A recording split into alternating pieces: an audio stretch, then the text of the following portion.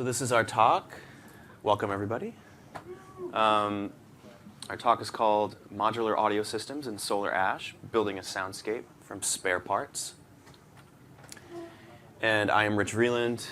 Done music and sound under the name Disasterpiece for about 15 years. And on this project, I primarily did audio systems, some technical sound design, and it's kind of the early stage guinea pig, getting in there and messing about. And I'm Troop Gamage, fourth. Was the audio director, composer, did some sound design, some voiceover for this game, a bunch of other bits and bobs, and I sort of took over from Rich maybe 2 or 3 years before we shipped, after he had been on the project for about 3 years, I think. Yeah. So we sort of tag teamed a lot of the stuff that we're talking about today. Yeah, I sort of faded away as Troop kind of as I rose to faded prominence. in. We sort of cross-faded. Yeah, to use a music term. So, just a little bit of a preface about what is Solar Ash. What's this? It's a game. It's an open world game where you sort of surf around and skate and attack creatures, and there are these giant bosses called remnants that you traverse. It's been described as sort of a Sonic the Hedgehog, Jet Set Radio, Journey, LSD. Metroidvania. Metroidvania. Just every game as you can see. Every game see ever here. made, but no game ever made. But it definitely presented a lot of unique challenges. For example, Shadow of the Colossus is a very slow game. It focuses entirely on these large-scale bosses. There's no other enemies. In our game, you move at about 100 miles an hour. It's pretty open world. There's puzzles. There's NPCs. Characters. So the structure of the game proved to be incredibly challenging. Probably one of the biggest things, as you'll see right now, the gravity of the game is completely variable depending on where you are and what you're doing. So these areas up here are levels that are off axis from the rest of the world. So there are a lot of unique challenges in approaching this game, and the audio team was only ever at about 2.5 people. I know it's a unique way of counting people, but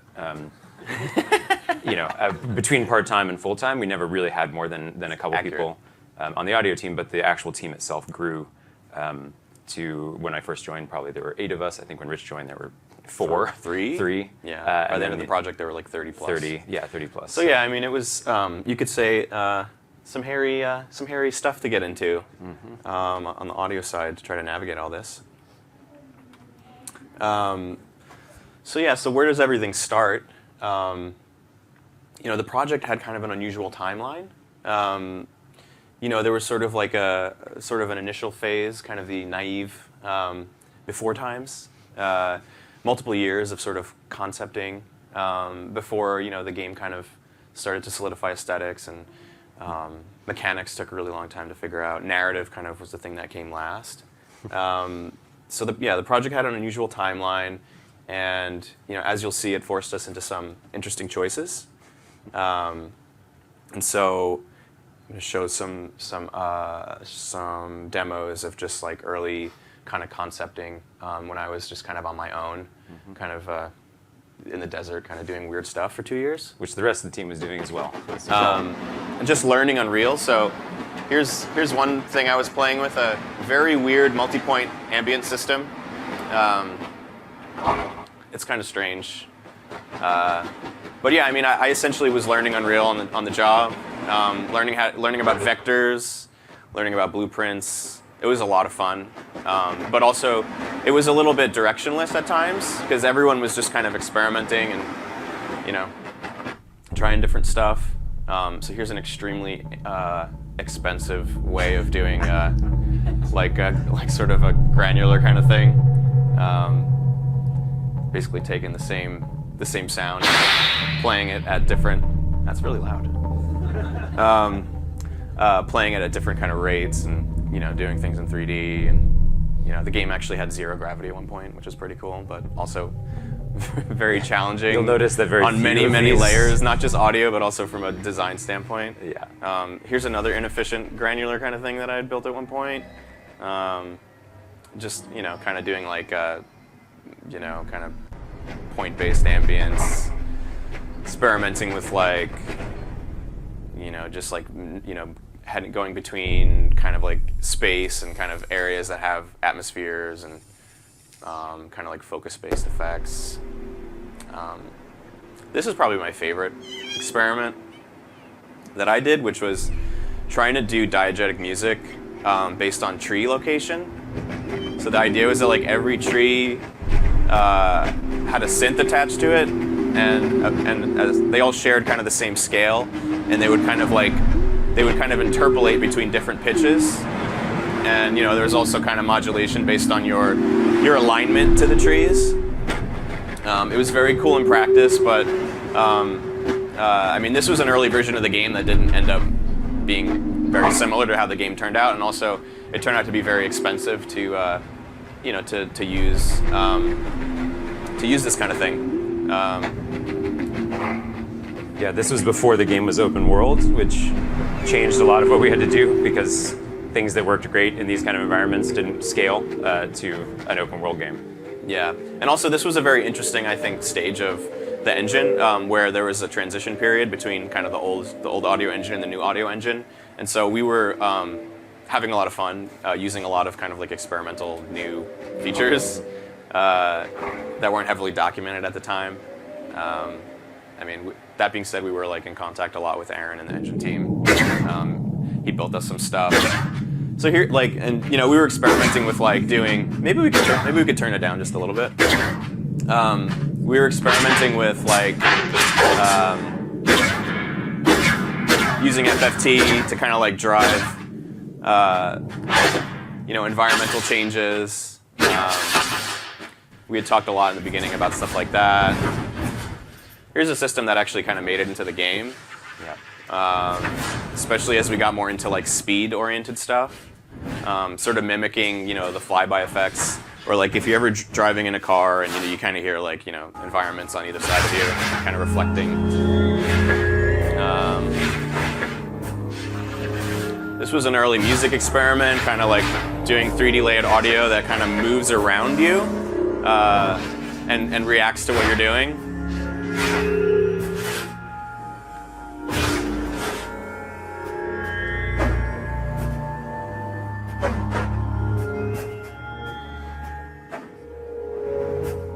Music would kind of ebb and flow with your speed, and these are all just really fun experiments. It was a really fruitful time, even though a lot of these things didn't make it into the game. Oops. We filled our toolbox with tools we did not end up using, but we had a lot some of them did. References for what a tool looks like. Yeah. So I think it was really useful. I was inspired by a talk given about the dynamic reflections in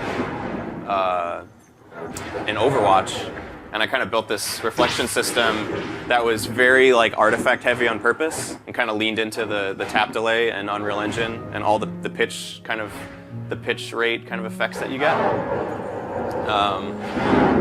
And so this was something that ended up in the game, but it had to, you know, obviously it was mixed way down.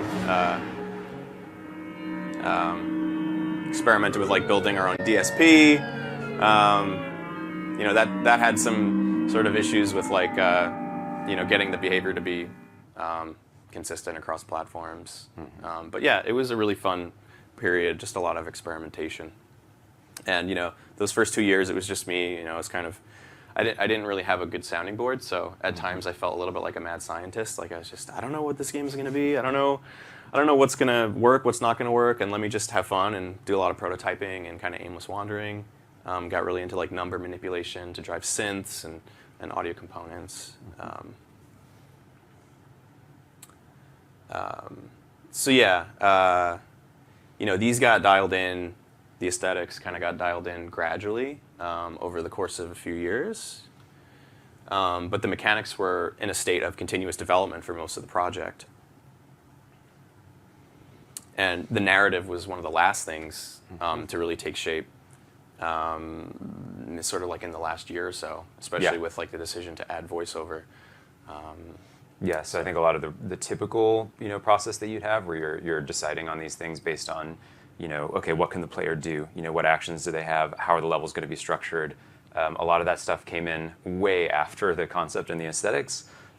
So we started building systems basically around like, what does the game look like and how does it feel, and less about like, what do you actually do? And then at the end, we sort of had to adapt those systems in this course of a year, basically, to actually fit the game that ended up existing.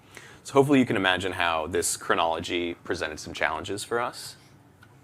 And so it became clear, I think especially as once Troop joined the project, that we had this emerging problem set around how the development was going, and we anticipated certain issues getting more challenging as the project went on and as the team grew.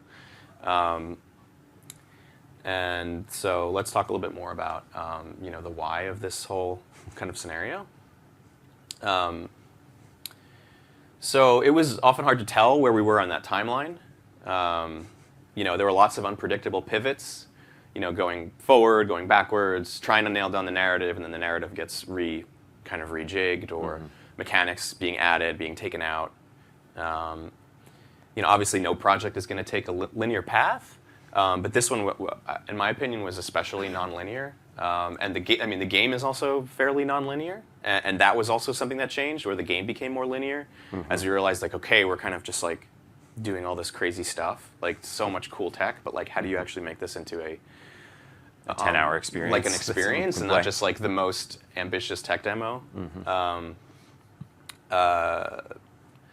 So yeah, the team trekked into unexplored territory, especially early on, and I think we as a group kind of settled into more well-trodden paths later to try to like kind of hone things in. The team size grew significantly, as we were saying, from like 3 to 30 plus. We brought in Troop after a couple years, and then maybe a year and a half later, we brought in a full-time sound designer. But it was still hard to stay abreast of all the changes, and the game was always changing constantly. Yep. So, it begged the question, what do we need to do? And we talked about it a lot, and I think we sort of arrived on the idea that we need to paint scenes in the game without necessarily knowing what the specific scenarios are going to be. We want to be flexible. We want to have the flexibility to be agile enough to respond to all these changes that are happening with mechanics, with design, with narrative, with art. So we wanted to steer away from repetitive sort of manual implementation as much as possible. For example, hand placing assets.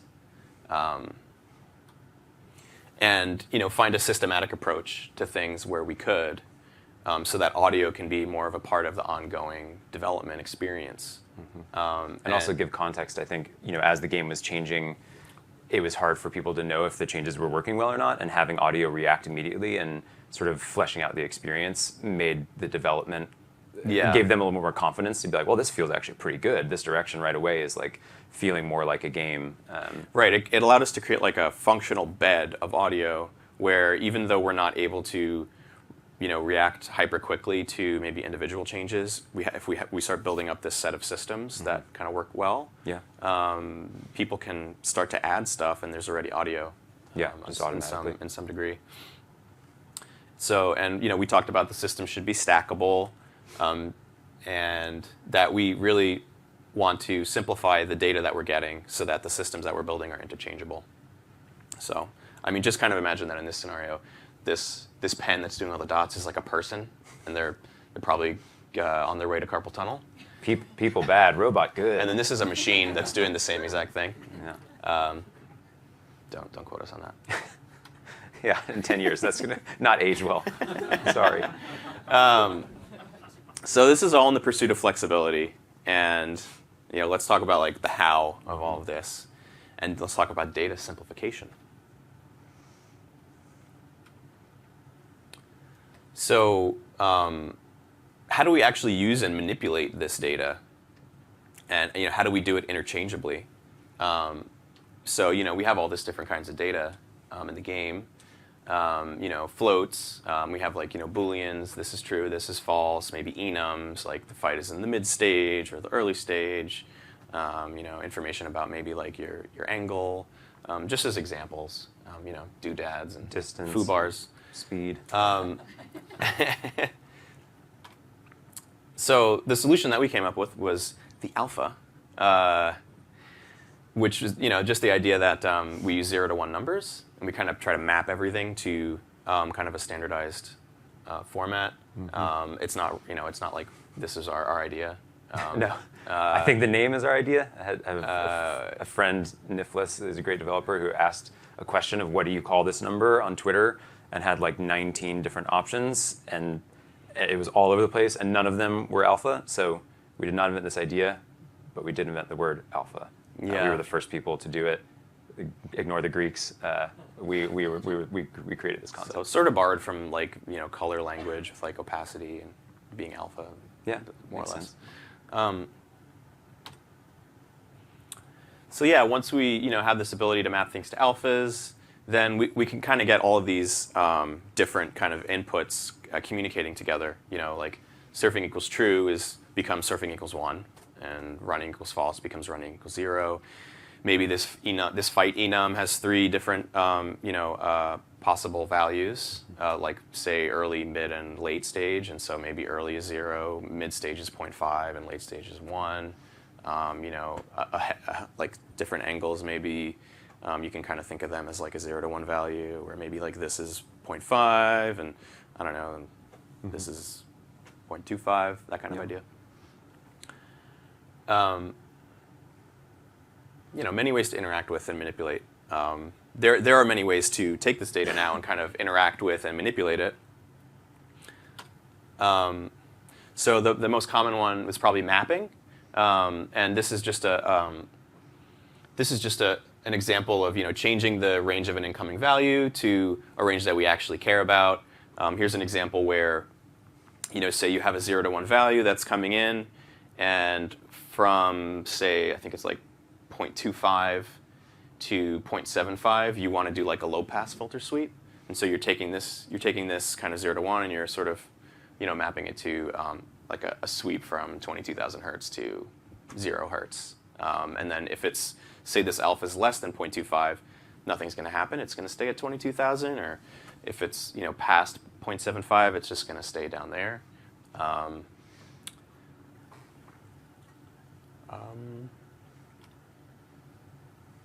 And then there's simple stuff like multiplication, combining alphas. And what's cool about this is, it's sort of like baked-in logical evaluation.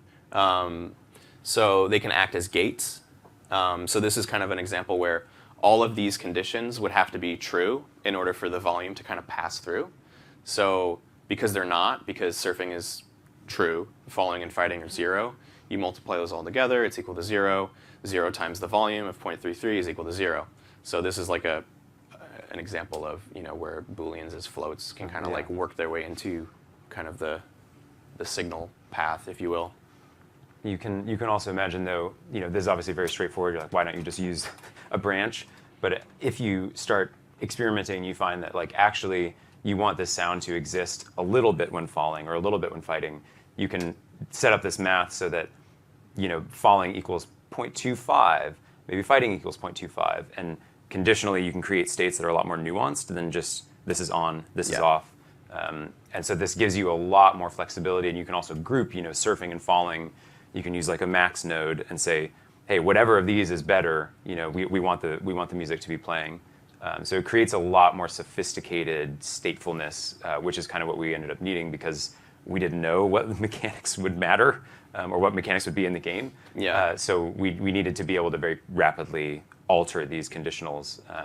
It proved to be a little easier, I think, to iterate on kind of the outputs that we wanted if we were using numbers as opposed to like conditional trees. So here's an example where all of these conditions are true. So because they're all true, 1 times 1 times 1 is 1, and then 1 times the volume is the volume that you started with. Here's an example using a max node. Idea being that in this case, it's sort of like an or expression. Like if surfing is true, or falling is true, or fighting is true, then it's going to be 1, and then the volume will get passed through. So these kind of examples, they helped us avoid super clear state shifts. I think there's There's one sort of approach in interactive music, as an example, where it's like, okay, combat drums now, and that's great. But I think in this game we wanted everything to be very sort of gradual and organic, and so we're doing a lot of like fading in, fading out, and all this stuff needs to be dynamic and intelligent because it's sort of an open world environment. It's impressionistic both aesthetically, as you'd see in the game, the art style and everything, but also sort of impressionistic from a design perspective, where you're not in giant combat encounter, narrative beat, cutscene. It's very much like the gameplay is just happening around you at all times, and so it's much more difficult, I think, to set up a stateful situation, but also I think wouldn't have matched the aesthetic of the game. Yeah. Something I didn't mention is just that there were cases where we were getting this data from the game. There were other, like directly, like it had already been generated, and there were plenty of other times where we kind of had to create our own statefulness. We just kind of had to tack it on to other systems in the game, or we had to request it because I think as people doing audio, we're kind of in a unique position to want to care about all of these different things, and oftentimes we're caring about things that other departments may not care about. And this is a common one, using easing. I mean, none of this is earth-shattering. We definitely didn't invent easing or using 0 to 1 numbers, but Just alphas. it's just alphas, but very handy for manipulating our information. And then this is the one that really kind of became the piece de resistance of our approach, which was using interpolation. It's hard to tell. It's hard to tell when you try to combine easing and interpolation. So we often just use this for overtime effects to smoothly adjust sounds, which proved to be very useful in a game that has lots of nonlinear scenarios, moving between zones and states, et cetera, like we were mentioning. And sometimes we would interpolate values differently based on different conditions. Ramp up. Maybe we're ramping something up quickly when you're moving, and ramping it down slowly when you stop. There's a lot of different contexts, because, for example, the bosses are level scale. So you can be in a level, and then you can jump on the back of a boss, and you're basically on like a flying level. So we had different states where we would kind of interpolate differently based on the context of the game, which was kind of changing constantly. Ultimately, the interpolation basically is its own aesthetic. Like this kind of what we're seeing on screen is very impressionistic and sort of abstract and dreamy. And if this was tighter, the aesthetic of the game actually gets pushed into a sort of more aggressive, like energetic, tight kind of style. And that was actually one of the objectives of the game, was to sort of have that balance between dreamlike and really like action, sort of almost anime, super pushed aesthetic. So we switched back and forth quite a bit. So yeah, we built a robust library of tools to manipulate alphas, functions, components, different kinds of control flow macros to kind of change the onset of things happening. This was, I think, in part driven by the fact that the structure of the game is totally different in every level, which really limited our use of global systems in certain cases and moved us towards more modular tools. Really leaning into the component approach and trying not to overly build these one-size-fits-all kind of solutions. Yep. That being said, that was definitely an issue early on where I didn't know what we needed, and I was building all these very Swiss Army knife kind of tools, and then later we had to kind of pull out the knives, pull out all of the features and break them down into smaller components. So our philosophy was essentially that if we standardize our data and make it, it'll become interoperable, and we can kind of we'll be more flexible with what we want to do. But we have to be ready to build whatever sort of non-standard Frankenstein kind of a system we might need for a given situation.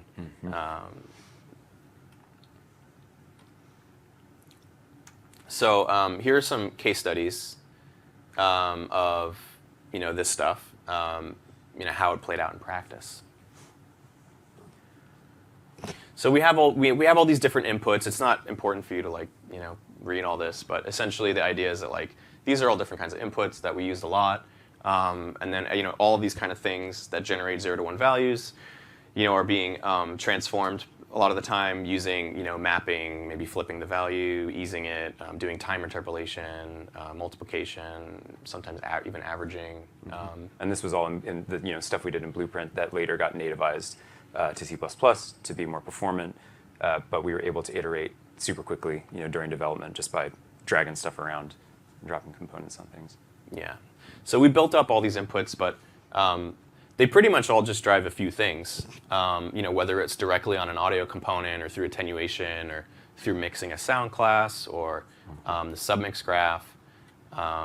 So there weren't a lot of outputs. It's more about, I guess, cleverness. Whether it's like driving timing with onset or onset of something or volume, panning, pitch, effect sends, filter. That's pretty much, we talked about it. That's pretty much everything. Yeah. When you boil it down. Yeah. Which I think is useful to realize. Yeah.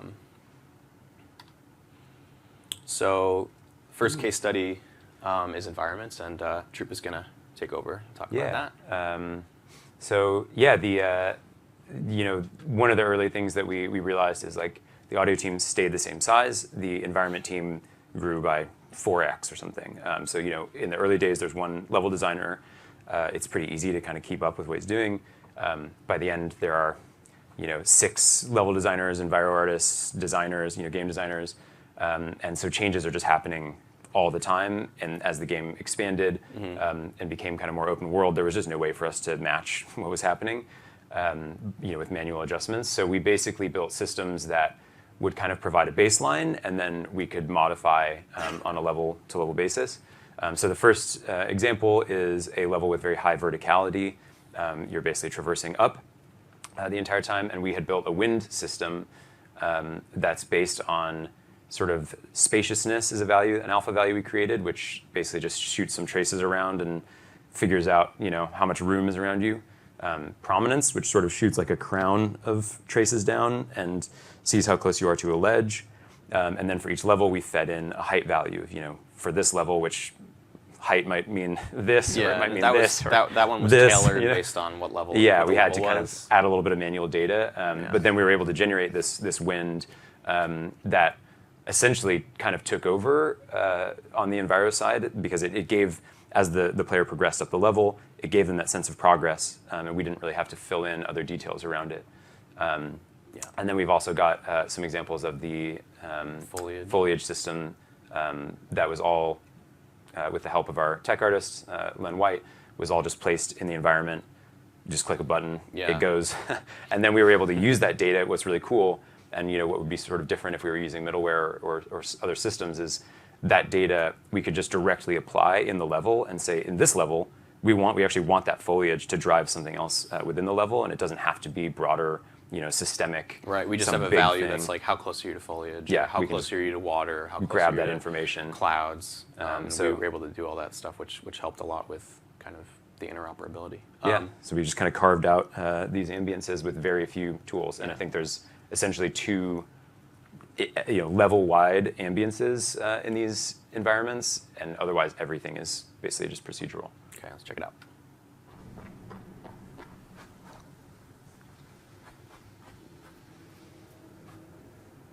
So here the player is near foliage, and they are kind of protected from the elements.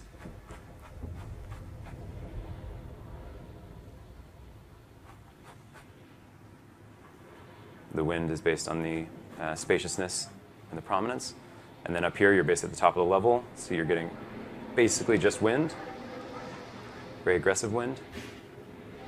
Assume extreme is like 1.0. Yeah, that's basically 1.0 on all the alphas. And then you get down, and you sort of get the sense of stakes. When you're at the top of the level, there's that idea of like, if you fall, it's going to be bad. And then it's almost like a little bit of a calm if you do fail that badly. So this level sort of has a warlike race that has sort of infected a more agrarian society. So we wanted a contrast between the more natural aesthetic and the kind of more clangy metal aesthetic. So when you're near trees like this, we take that data and we duck down that aggressive metallic aesthetic. So you get this very nice gentle sound. And then out here, a more brooding, kind of haunting aesthetic. And we essentially we had this tool called Audio Shape, which allowed us to basically use geometry to create define spaces. Basically recreate what attenuation does in blueprints. And at some point later on in the project, we found that it was a very unperformant tool, and that I've kind of found that I could actually just take the attenuation value from the audio component natively with a little engine mod, and that kind of saved us a bunch of performance. And so the sort of the boxing alpha that's mentioned in the video is just this idea that we use audio component attenuation to kind of drive a 0 to 1 value that says like, oh, I'm in this space or I'm not in this space, and we use that a lot to kind of like basically mix and modify. So we didn't use attenuators all that often. We actually, in their intended purpose, we took them, extracted the data, and then used that to manipulate, and modify other values so that we had more control. And this is just kind of a quick kind of flowchart of what's going on. We have height, spaciousness, prominence that are all kind of driving the wind system. The proximity, which is using this sort of vertex-based system that Troop mentioned, is driving the volume of the foliage and the volume of the ambience. And then there's this sort of like level boxing, which is also driving the ambience. Oh boy, this is fun. Second case study, music. The most complicated case study. Yeah, this is, I believe, personally the most complicated music system ever made for a video game. Don't try this one at home. One of the things that was really difficult about this game is that, I think that we all really loved kind of Super Nintendo games, PlayStation games, early PlayStation games, and the really like kind of core melodic elements of, you get to a new level and there's that new melody. And it's like, oh, I love this level. Like, this tune really hits me. But this game is pretty open world. And after an hour of sort of meandering around the space, those great melodies, when you first started, really started to become grating. And they didn't really match the action that was going on. When you're top down and your character's just kind of moving through a space, attacking, it doesn't feel that different. But this game, you can go from 100 miles an hour to 1 mile an hour as you're kind of poking around, investigating lore and stuff. So what we basically did is we built a system that allows an infinite number of layers. Most were between 5 and 10. And then we were able to drive each individual music layer by combining all these different alphas in different ways. So basically each layer gets an equation, and that equation sort of dictates how that layer interacts to the entire level. And when you've got 5 to 10 layers kind of weaving in and out, as Rich said earlier, it does not feel like combat drums. It's a lot more like impressionistic. The drums might be used for other things as well. So it basically just kind of creates this ever-evolving kind of chaos, basically. But it was very difficult to compose. I had to kind of do everything in tandem, which is why I don't necessarily recommend it. But as you'll see, it's pretty cool. I mean, I'm really proud of how this ended up. Check it out. Yeah.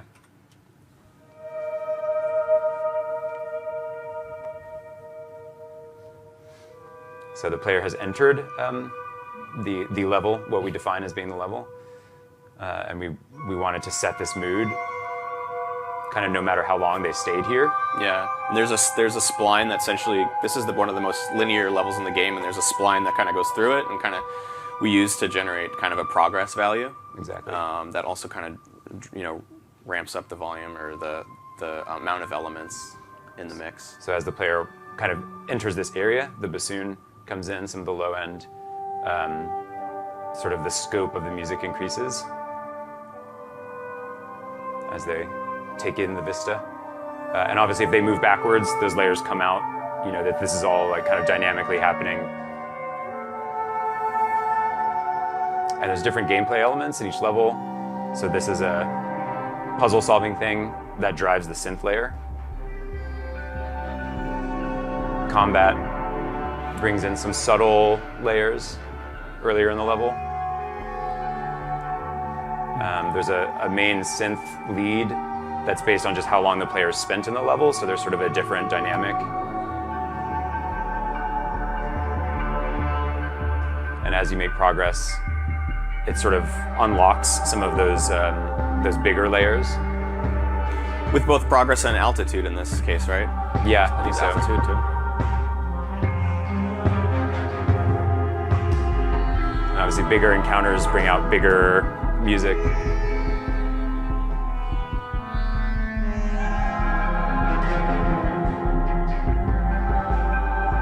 want to mention how the threat stuff works a little bit? Yeah, we built a threat system that has both direct and indirect threat, depending on if you can see the enemies or how close they are to you. So there's also different layers of kind of anticipation and direct combat. But as you can see here, when you get a big vista, it's almost kind of the same as combat. Yeah, so we would use some of the geo alphas like spaciousness, prominence, also drives some of the music changes as well. But there's an example. When you're in this sort of cave area, it drives some low pass and reverb.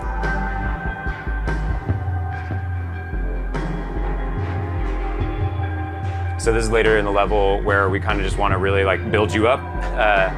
And then we placed a custom volume up ahead to sort of give the player a little breath and a sense of awe. And the Enviro team did an amazing job of sort of extending this actually so that we could create this atmosphere here.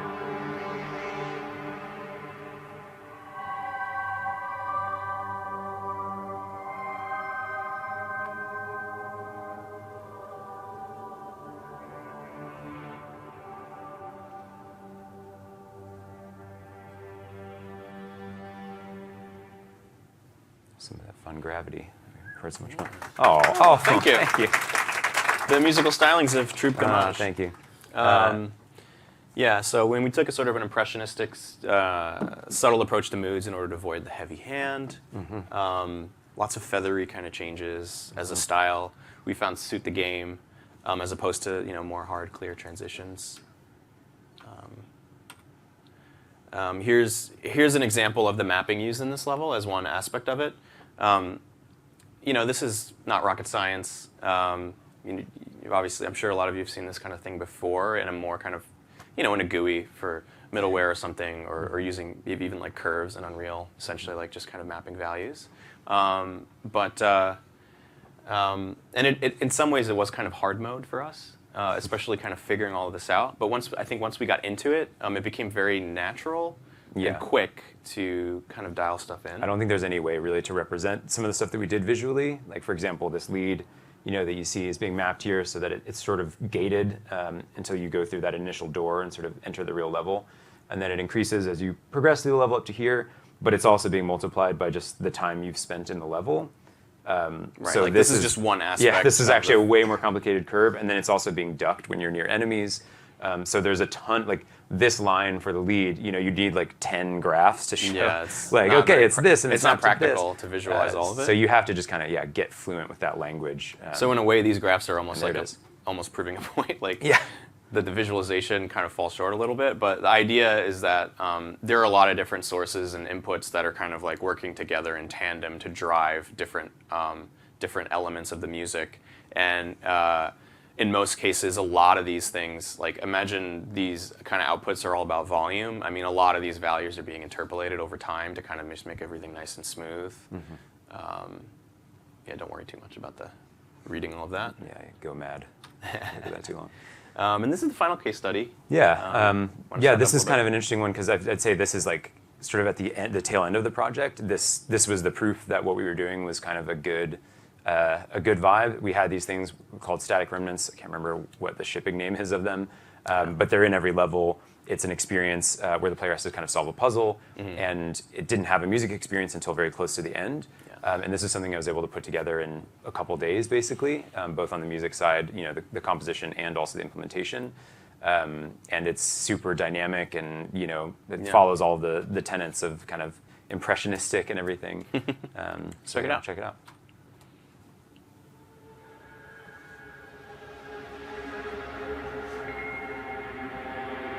So we've got our general definition of you're close enough to be within the boundary.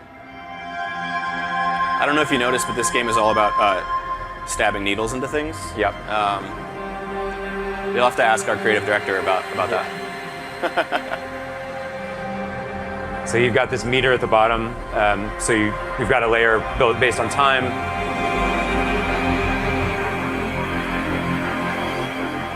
Uh-oh. So you've failed the task. you're bad at this game, and you want to give it another try. Now you're about to succeed.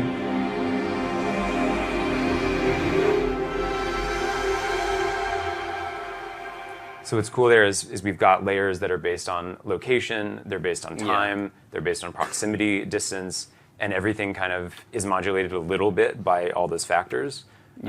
So as you kind of move around and within that space, you don't have those like hard cutoffs of like, okay, that music's over now, bye. You just kind of get these transitions, and as you saw, there's a lot of slow interpolation, so that it doesn't feel, doesn't feel tight, I would say. And every instance of that sort of encounter, the static remnant encounter, was different. And so it really helped to use physical properties of the environment so to make sure that we're getting a similar but different sort of output every time. So, I mean... Yeah, there's all your math. Don't worry about that. So let's talk about the good, or the Voltron Dream Team, which is just kind of the idea that when things went well, like it felt like we were really kind of, we collaborated really well and it was working really well. We got to learn Unreal Engine on the job, which was really fun at times. We were siloed, which kind of has, at times, which is also kind of something that can be good, but can also be bad. I think the siloing at times really helped with just our ability to rapidly prototype ideas. The way that the game was designed allowed us to just kind of open up test levels and test stuff. And I think we had a very solid kind of unified philosophy for audio. We built our own tool pipeline, which is another kind of pro-con scenario. It allowed us to work how we wanted. It allowed us to keep pace with all this development. The late stage of development was pretty hard, especially as more features were being added and the team size had grown so much.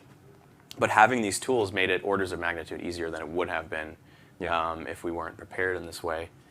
And because we had this kind of like a foundational bed of systems, it really allowed us to help find the narrative pacing of a game that had an untested structure. So our systems allowed us to play that role, and we could kind of express whatever we wanted at any point. So there was a lot of insane power at our fingertips, for better or worse. Which we know comes with great responsibility. Yeah. Which leads us to the bad part. So an engineer walks into the sound room. Guys, why is this tool built this way? It makes no sense. Yeah, because we built it 6 months ago, and the game is totally different now. Yeah. Learning Unreal Engine on the job, also bad. Especially as we got towards the end of development, we learned that. Yeah. Came back to bite us a little bit. We built our own tool pipeline, also bad. I tried to build generic tools for very highly bespoke applications. And because I didn't know what the game would be, especially early on, I built these things that handled multiple use cases, and then those had to be winnowed down, and I had to sort of like degenericize all of these tools. And the unwieldiness of these tools was a legacy of that early stage development. Over time, we moved more and more towards, how do we generate useful data, and moved away from these heavy tools towards light modular tools, pulling apart old tools for parts, basically, and genericizing smaller bits. This slowed us down at various points. Sometimes there were really pivotal points. Lots of, had to handle a lot of bug fixing, optimization, onboarding, documentation, which was tried for like a week, and then we gave up on that because things are just moving way too fast.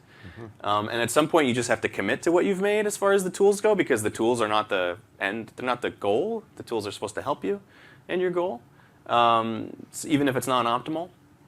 And tools got locked in a lot of times right before unexpected game-wide changes that made the tools sort of obsolete. On the siloing front, because we siloed quite a lot, we weren't always privy to macro level changes and shifting tides of the project. And that was something that we actually sought to address. And maybe a year after Troop got involved, he officially became the audio lead, and then we had more of a proper kind of hierarchy, because before that, every other department kind of had a hierarchy, and audio was just like the audio people. Floating. We had no hierarchy, and we were just kind of doing our own thing. But we never really had like an audio programmer or somebody dedicated to audio, so we became the audio programmers. So, that structure was led to this. Yeah. Let's talk about the ugly. Well, we didn't have meta sounds. That would have been nice. Yeah. Lots of noodle hell, which is a infamous term for, just enormous blueprints full of just craziness. And then, learning very late in the project, like, oh, your tools aren't performant enough. Well, actually, it's more like a gradient where it's like, oh, your tools aren't performant enough. Your approaches aren't performant enough. Okay, we'll make it more performant.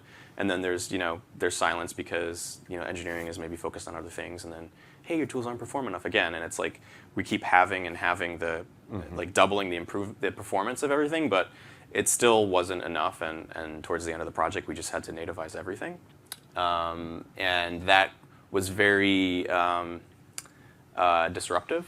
Obviously, it was good for the game, but it made sort of finalizing our work very difficult.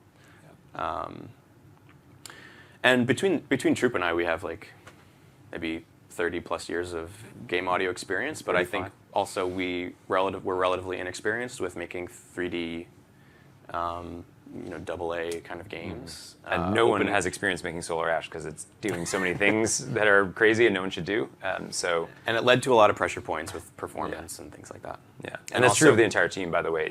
The gravity alone was something that caused problems for every single department, the entire project. Yeah. So we were sort of just part of that chaos. And that pretty much concludes our talk. Thank you. Yeah, thanks.